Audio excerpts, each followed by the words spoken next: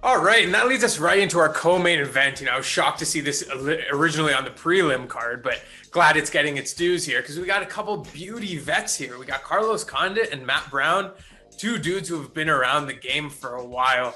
Their records speak for themselves. I mean, Condit is at 31-13. Matt Brown, he's at 22-17. Not the best record, but shows the volume of fights he's had in his career. So let's talk about Condit for a bit here. So he's been kind of on a rough losing streak, literally dating back since 2012 when he lost to GSP. But if you dive a little bit deeper into those, look at the tough fights he's taking on: Thiago Alves, Dan Hardy, Nick Diaz, and even his losses include Woodley, Robbie Lawler, Damian Maya. These are insane names. These are true champs. So I'm looking forward to what Condit brings to the table. He did fight back in October, I believe, against Court McGee. Correct. Won that one in a unanimous decision. So, he's gotten a little bit back on track. Matt Brown, he's also been in the UFC since 2008, man. That shit is nuts. He won the Ultimate Fighter season 7. What season are we on? I'm pretty sure that show's done. It's crazy. Making a comeback, baby boy. So, this guy, he's been around the block as well. He's seen the best of them. He's gone 3-6 in his most recent 9 fights. So that's a little bit tough. Most recently, he got knocked out by Miguel Beza. So, that happened in May of last year. This fight was actually supposed to happen in 2018 from what I saw, years ago, but Brown tore his ACL. So I'm sure these guys have been looking forward to this one for a while. Tell me about your love for this, because I know you're pumped about this. Yeah, so you kind of said it best. That's an interesting, tale of time. At the end of the day, they've made it happen. The one thing I'll say about Matt Brown is I think in terms of damage, in terms of the guys he's fought, you give Condit, the utmost credit, which is definitely necessary. But I think Matt Brown has a level of credit he deserves too. He's taken on a lot of nasty fighters, and he even had that fairly late revival in his career as well, which was phenomenal. But you start to fight the right guys, and at the end of the day, he's a phenomenal fighter. There's nothing else to say about it. He's a phenomenal fighter. But then you start to take on guys like Miguel Beza who are becoming elite level prospects. You know what I mean? And we've never missed a fight of his. We've seen him fight since he started and never missed a fight, if you know what I mean. Mm-hmm. So the way I see it is Court McGee, I thought, should have maybe considered the takedowns a little earlier. I didn't like the fact that he waited a while, but that's from more of a coaching perspective, right? I think it's really easy to say that on the outside looking in, but I'm sure that was in his mind. I'm sure he was trying to consider, but Condit looked so good. Condit looked like old Condit. Condit was landing strikes. Condit was starting to pick his spots. Condit towards the end of that fight had me on the edge of my seat because I love Carlos Condit, and I was so happy to watch that performance from Carlos Condit because I think given the nature of the fight, he was able to exploit even, late takedown attempts or anything like that and still land his shots and things like that. I was just so impressed with everything he brought to the table. Now we're going back to the, new level of fighters. You want me to be honest? I think Matt Brown's going to know to try to take him down. I don't think Matt Brown's going to stand there and try to completely outbox. I think Matt Brown might want to get that UFC win. Who knows? It might be something he'd want to explore. So I think it could be a funny fight. I want to watch these men absolutely knock each other's blocks off. But the fan in me, the wannabe, no good for nothing coach in me, just wants to see a battle.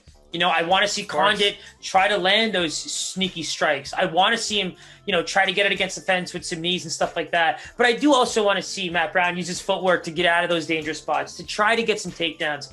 I would watch these guys fight for 10 rounds. So you know what? I want to see a competitive fight. I love them both.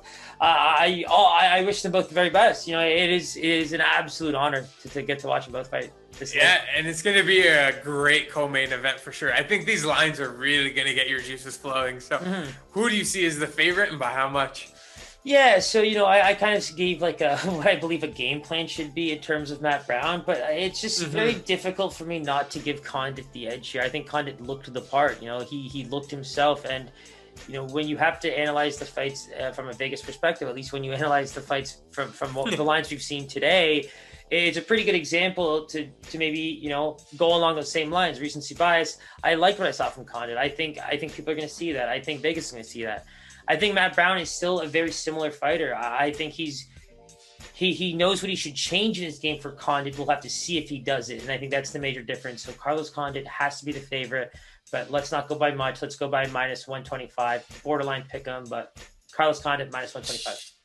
Jesus, man. I got to say, Suki brought his A game today. This has been the best showing you have had for sure.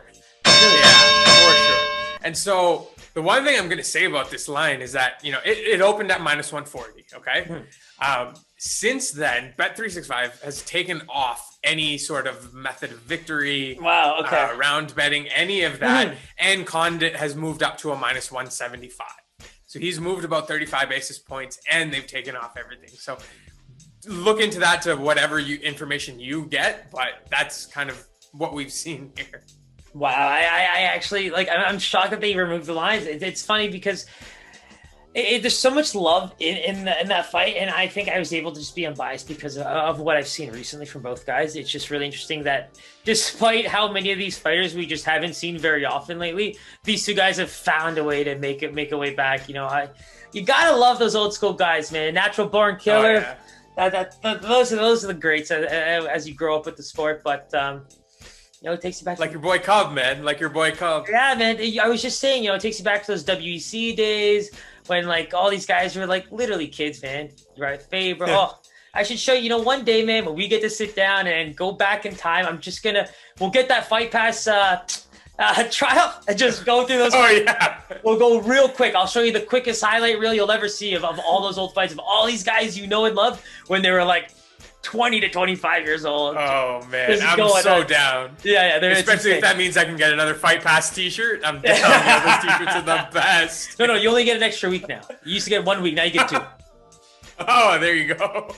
Great deal for 2021, baby. Let's get it. For sure. So that wraps up UFC Fight Island 7. It's going to be a great card. Can't wait for this one. If you haven't already, make sure you hit that subscribe button, hit that bell button. We got our Instagram, our Twitter, all that information there. Give us a shout. We look forward to hearing from you. Siraj, always a beauty, man. Always a beauty, man. I can't believe the first card of the year went so well. I literally have goosebumps for the last hour. It's freezing cold in here, I'm so excited. We got it done really early. We're going to be able to maybe analyze some lines based on, weigh-ins and all those kinds of things. Maybe there's some late-minute changes. Who knows? We're going to have to keep our ear to the ground and just keep it rolling, baby.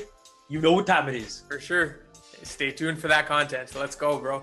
Let's go, baby. Keep it real. Keep it locked. Peace.